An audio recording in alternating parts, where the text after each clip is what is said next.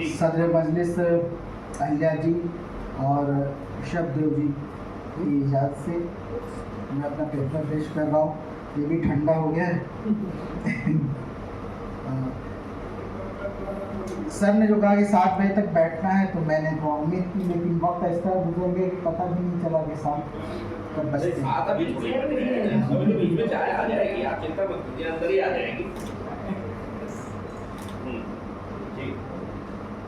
Laptop गया,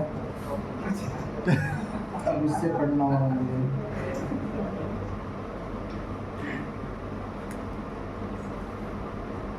machine में वो सब अपनी है, दूसरी मशीन है।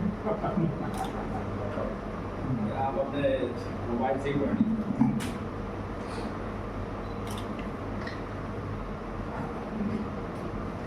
भाई परवीन पन्नौर जी की किताब आई तो उसके बारे में असल उसको पढ़वाना था कुछ लोगों से, तो वो प्लान बनाया और ऋषभ जी ने बाकायदा कहा या तो खुद से ले लो या मैं देता हूँ।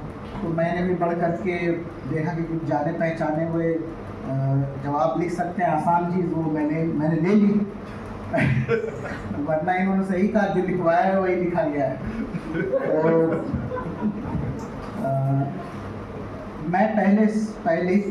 मुझे 3 विषय दिए गए थे, भिखारी ठाकुर, नागार्जुन और रेणु। मैंने उसी पर लिखा है। विषय है माटी की खुशबू, भिखारी ठाकुर, नागार्जुन और रेणु। मैं पहले ही क्षमा प्रार्थी हूँ कि मैं हिंदी साहित्य का श्रोता और पाठक तो हूँ, किंतु भाषा व्याकरण में कमज़ोर हूँ। आज साहित्य में हमारी रुचि, हमारा अदब से राब्ता कायम कर पाना, उसे बनाए रखना और इस राब्ते को मजबूत करते जाना एक बड़ी चुनौती है। ये चुनौती पहले भी रही है, लेकिन आज हर हाथ में मोबाइल और हर अंगूठा चंद सेकंड की फिसलती रीलों पर ऐसा चिपका है कि अदब से हमारा राब्ता कमज़ोर होता गया और हम ऐसे बेअदब हो गए कि अब घर के बड़े बुजुर्ग एक गिलास पानी भी मांगने में संकोच करते हैं कि हम सब टीवी या मोबाइल से चिपके होते हैं। ये परिस्थिति हमारी भारतीय संस्कृति के प्रतिकूल है। इस चुनौती को स्वीकार किया है आज के युवा साहित्यकार प्रवीण पन्नौर जी ने और नए सिरे से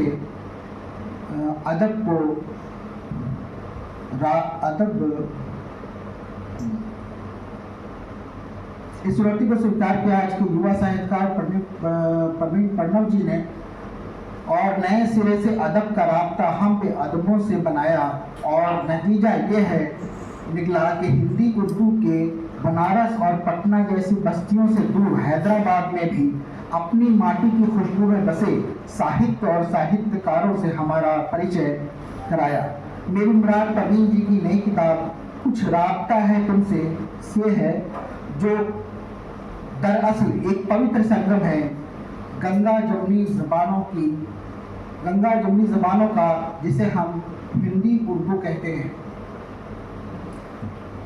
इस किताब में यूँ तो सबके लिए तोहफे हैं, लेकिन मेरे लिए इसमें भिखारी ठाकुर, नागार्जुन, रेणु और केदारनाथ जैसे देसी माटी के रत्न रूपी कवि और साहित्यकार हैं। ये शायर और अदीब मुझे अपने प्रिय मंटो, निर्मल वर्मा और हबीब जालिब से कम नहीं लगते, बल्कि जहां मंटो, निर्मल और जालिब का साहित्य मुझे जगबीती लगता है, वहीं भिखारी, नागार्जुन और रेणु का अदब मुझे आप बीती नजर आता है। कुछ अपना सा, जैसे मेरी बिरयानी पर माँ ने घर का बना हुआ अचार लाकर रख दिया हो। स्वादिष्ट है।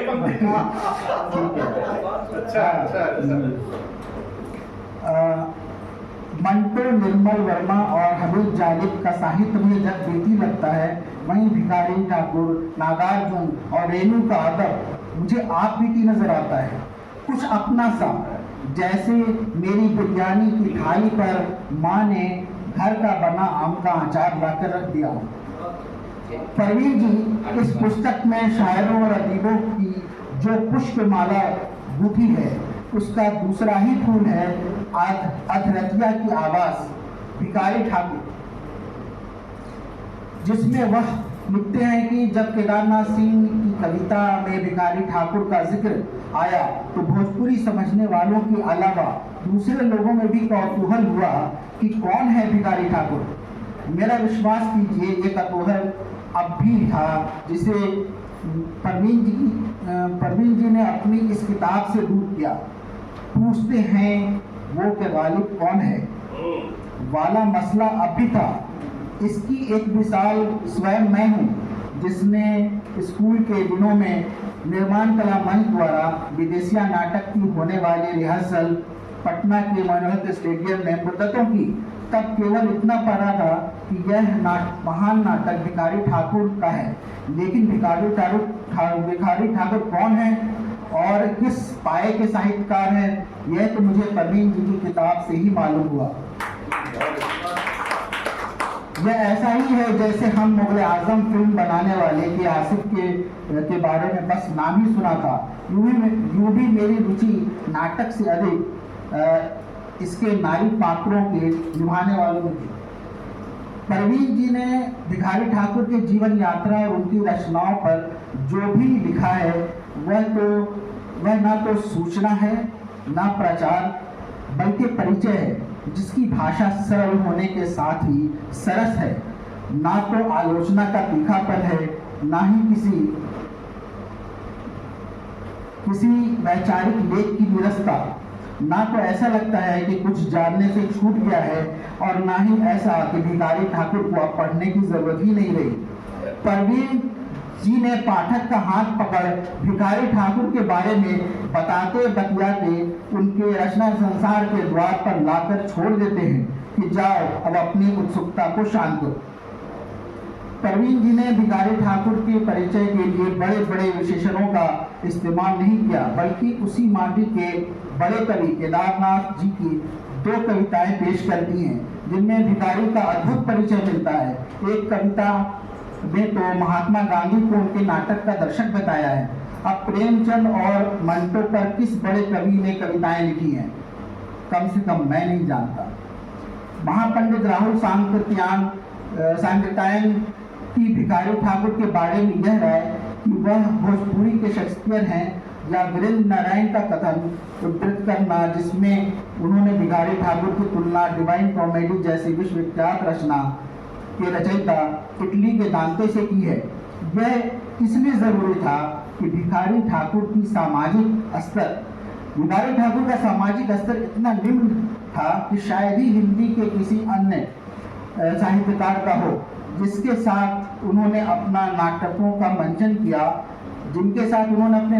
मंचन किया वह भी ऐसे ही थे। यही नहीं, उन्होंने इन नाटकों के दर्शक भी इसी निम्न वर्ग से थे। भाषा भी आम जन की थी, ना कि साहित्य। अब यदि ये कविताएं और महापंडित राहुल सांकृत्यायन की राय हमारी नज़र से ना हो तो शायद हम उन्हें वह तवज्जो ना दे पाए जो कि उनका अधिकार है। उर्दू में नज़ीर इसी दर्दनाक बेखबरी की मिसाल है।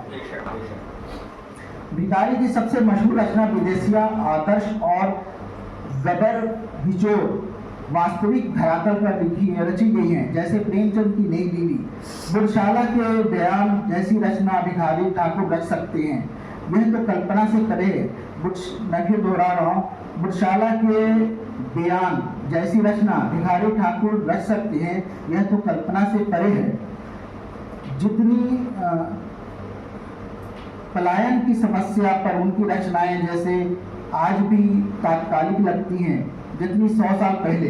यह सब ज्ञान मेरा नहीं बल्कि परवीन जी की पुस्तक का है, जिसे मैं अपने शब्दों में बघार रहा हूँ। हबीब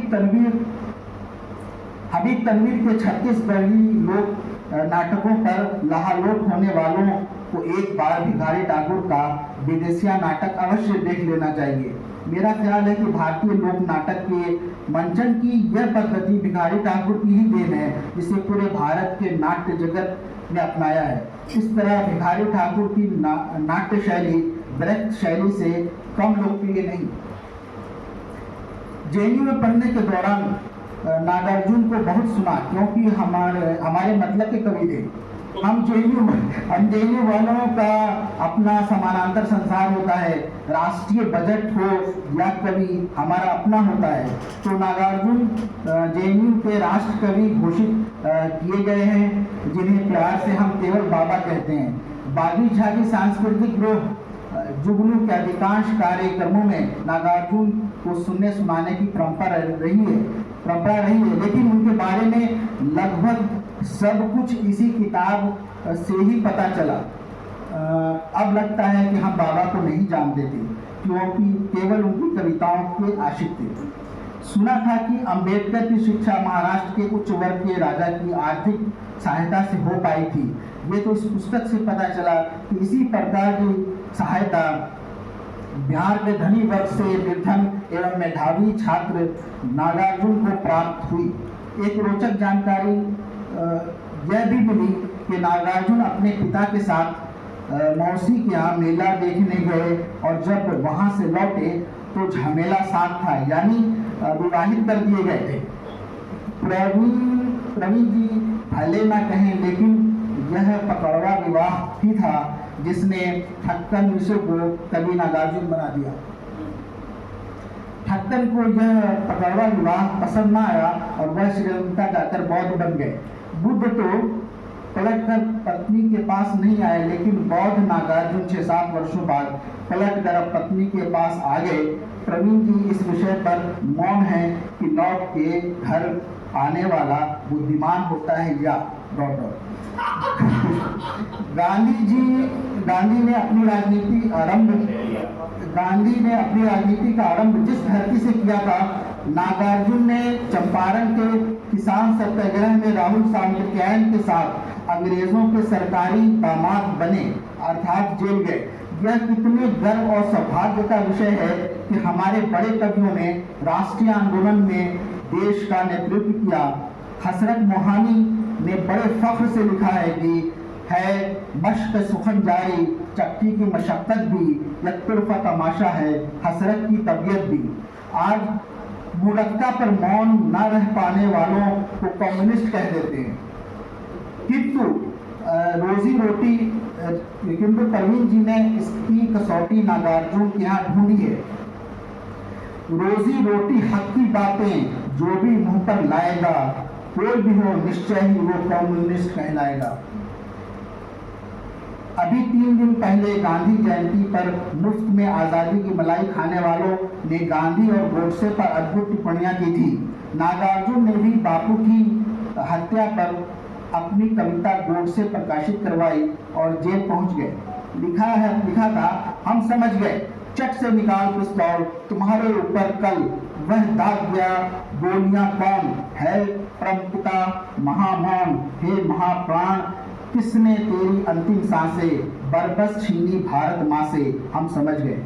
सच्चे स्वतंत्रता सेनानी भगत सिंह जैसे थे जिन्होंने देश के लिए जान दे दिया, फिर नागार्जुन जैसे जो आज़ादी पाने के लिए जेल गए और आज़ादी के बाद उसे बचाने के लिए भी जेल गए। भिखारी ठाकुर के भांति नागार्जुन भी अपनी माटी से की खुशबू में लिपटे धूल के फूल थे। प्रवीण जी ने सही लिखा है कि नागार्जुन के साहित्य की भाषा भी जनमुखी रही। उनकी कविताओं का केंद्रीय विषय आम आदमी रहा। उनके उपन्यासों की पृष्ठभूमि ग्रामीण रही। नागार्जुन को प्रवीण जी ने जन कवि यात्री की उपाधि दी है, लेकिन वो नजरुल इस्लाम की तरह बागी भी थे, जिनकी कविता विद्रोही पर टैगोर भी फिदा थे। नागार्जुन की कविताएं इस बात की गवाह हैं। मीर गालिब की गजलों के सामने हिंदी कविता को पसंद करना आसान नहीं है। कि मैं अपने बारे में फिर भी मुझे कामायनी और मगध महिमा जैसी कविताएं पसंद हैं, या फिर नागार्जुन के इस टैगोर की कविताएं। मैं दरिद्र हूँ, पुष्ट पुष्ट की यह दरिद्रता कटहल के छिलके जैसी जीभ से मेरा लहू चाटती आई।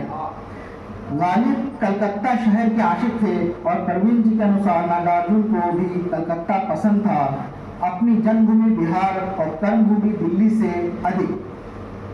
माटी के तीसरे फूल रेणु की की खुशबू का ताल्लुक परवीन जी ने नागार्जुन के कलम से करवाया है। नागार्जुन रेणु का खाका कुछ इस तरह पेश करते हैं। शाह खर्च, मिलनसार, कला प्रेमी, रसिक, सुकंठी, धीर ललित नायक के जो लक्षण बतलाए गए हैं वो सारे गुण रेणु में विद्यमान थे। सूरत सांवली थी, श्याम सुंदर पतले होठों से झांकते हुए मोतिया दांत चेहरे को और भी आकर्षक बना देते थे। मैथिली और भोजपुरी के 50 लोकगीत उन्हें याद था। सारंगा, सदाब्रज, लौरिक आदि लंबी लंबी लोक गाथाएं गाते हुए रेणु को जिन्होंने एक आध बार भी सुना है वह उन्हें कभी नहीं भूल सकेंगे। लोकगीत, लोक लय, लोक कला आदि जितने भी तत्व लोक जीवन को समग्रता प्रदान करते हैं उन सभी का समन्वित प्रतीक थे रेणु। इस रेणु का बचपन भी कम दिलचस्प नहीं था। यह किताब इंतहाई दिलचस्प अंदाज में रेणु के बचपन का तारुफ कराती है। जैसे रेणु वानर सेना के सेनापति थे। चौंकिए नहीं, बात यह है कि इंदिरा गांधी ने स्वतंत्रता सेनानियों की सहायता के लिए बच्चों का संगठन वानर सेना बनाई थी। रेणु अपने स्कूल में वानर सेना के सिपाही सलार थे। मास्टर ने सजा दी और रेणु को बेत लगाई। बेत लगने पर रेणु नारा लगाते वंदे मातरम, महात्मा गांधी की जय। तंग आकर इस बच्चे को जेल भेज दिया। वहां भी रेणु ने शोखी की इंतहा कर दी, जिस पर हमें प्यार आ सकता है।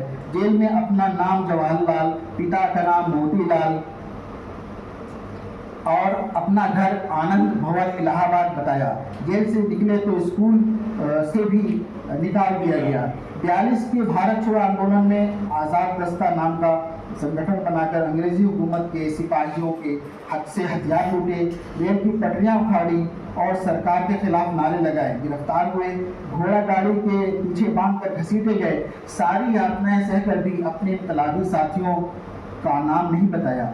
माफी नहीं मांगी तो 2.5 साल के लिए जेल में डाल दिए गए। साहित्यकार रेणु के बारे में ये किताब बताती है कि मैला आंचल के प्रकाशित होते ही रेणु की तुलना प्रेमचंद से और मैला आंचल की तुलना गोदान से होने लगती है। कारण यह था कि रेणु ने अपने इस उपन्यास में अपनी ही मिट्टी के ग्रामीण जीवन और यथार्थ का चित्रण किया था। उनकी मशहूर कहानी मारे गए गुलफाम पर जो फिल्म बनी, उसकी कहानी और संवाद रेणु ने ही लिखे थे। फिल्म को राष्ट्रीय और राष्ट्रपति पुरस्कार मिला। रेणु पद्मश्री से नवाजे गए, लेकिन बिहार में जब जेपी आंदोलन हुआ तो जेपी पर हुए हमले से उन्हें बचाते हुए घायल हुए पद्मश्री पुरस्कार लौटा दिया और आपातकाल में जेल चले गए। फिर 2.5 महीने बाद कर्पूरी ठाकुर के साथ जेल से नेपाल भाग गए। फिल्म तीसरी कसम के नायक हीरामन 3 कस्में खाता है कि जीवन में जो 3 गलतियां की हैं वह कभी नहीं करेगा। रास्ते की किताब के पाठकों को भी 3 कस्में खानी चाहिए कि माटी की खुशबू लिए तीनों फूल भिखारी ठाकुर, नागार्जुन, रेणु की रचनाओं को ज़्यादा से ज़्यादा लाभ उठाएंगे। धन्यवाद।